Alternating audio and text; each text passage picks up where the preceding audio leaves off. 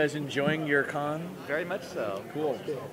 Oh man, I haven't seen this film yet, Oh, so oh, you have? Oh, you I'm have? about to watch it with everybody else. Yeah, it's exciting.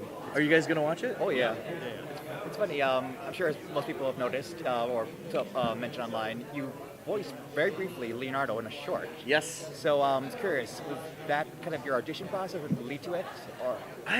That one was done way before this one surfaced, and I also played Donnie in that same kind of like universe of shorts. So Brandon Auman, he directed that short called Turtles Take Time in Space, where they go back in time to like when they first hatch, Pirates. and then they go to pirate universes, and it's incredible. And then the one that was Raph versus Donnie was directed by the Invader Zim creator Jonan Vasquez. So it was me and the cast of Workaholics in that one, which is a weird, insane. You wake up and you're just in the sound booth with like, Adam and everybody else. So to get to play Leo again in a different version, now a feature film, is incredible. So I'm very thankful. So what do you think it is about your voice or your characterization that made you write for this? I've been, it's the weirdest voice because it's just my own, and I'm used to not using my voice. So maybe there was something about just how I sound. It's definitely hyped up a bit in the film, but at the core, between this character and another Warner Brothers character I play named Master Frown on Unikitty, those are kind of like two of the roles that are just my own voice, and it's so weird to hear. Like, I'm sure one of my parents hear it, they're like, that's just my son, that's not Leo. Yeah. In the process of recording, it's like a lot of people say that sometimes you need to see even more acting while you're just doing voiceover stuff. You have to try to actually get into it. Oh yeah. How animated do you actually get one? Especially for this, which is more of an action, more serious, you're almost kind of like a little bit more subtle, more subdued. Like if I'm on like something like Looney Tunes, where it's very broad and it's all out, like over the top, that's when you can kind of go nuts. But for this, it's definitely like, it's like a part of your brain that like you don't quite, at least for me anyways, quite go to so often. So it's a good exercise to be loud with not using your voice. There's an intensity there. And this version of Leo, it's back to basics Leo. He is the leader in blue, aside from Batman, who's also the leader in blue. Oh, man. So were you recording this at the same time you were cast as Splinter in the Rise? You know what? I think so. I think there was like a time where I was like, okay, like I have to go to work, but which Ninja Turtles universe am I going to? Am I going to Leo universe or Splinter universe? And that characterization of Splinter is like another, like, it's off the deep end, because a lot of people forget, okay, it's called Rise of the TMNT, right? Which is an origin story for these four brothers, but everyone forgets that it's also a rise for Splinter, it's a rise for April.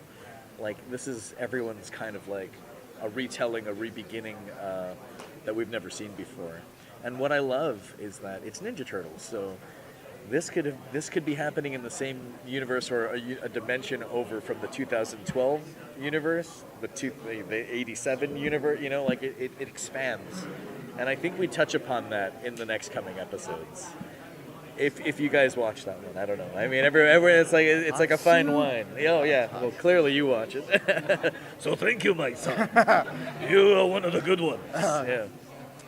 What kind of drove you into voice acting? I started out as an animator first. If you have paper and a pen, I'll draw you guys pictures. I worked at various animation studios in town, Spumco, 6 Point Harness, and someone said, they'll pay you to read into a microphone. And I was like, really? Well, I broke my Cintiq pen and I left, and I just started doing like scratch dialogue for people around town.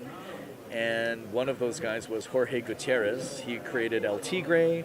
He directed Book of Life, and he has some stuff going over at Netflix right now. So I owe him my firstborn, is what he asked for. He said, give me your firstborn. I was like, okay, Jorge. You were White Pantera. Yeah, I was White Pantera on El Tigre. That was so much fun. But Yeah, I got my start on the other side of the glass, and then migrated to the microphone. Which one do you kind of prefer a little bit? Would you have no problem going back into? Oh man, it's such a foreign thing to me now. But I see the work that all my old colleagues are doing, and it's like, why bother? They're so good. I can't even compete. I'll just keep doing impressions of Bugs Bunny, which is fine with me. Yeah. Oh, you had a question? Oh, you had it. Okay.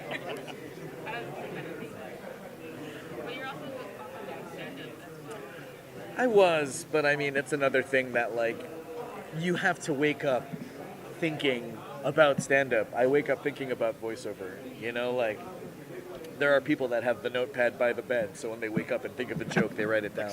Yeah. Yeah, and it's like, that is such a talent. I watch people like Carlos Alazraqui, who does voiceover. He also does stand-up. And someone like Harlan Williams. I've seen them both do back-to-back sets, the same jokes, different audience, and it's a different experience every time. And that is an art form on its own that I'm just like, okay, you keep doing that. I'll be the lazy one in the sound booth.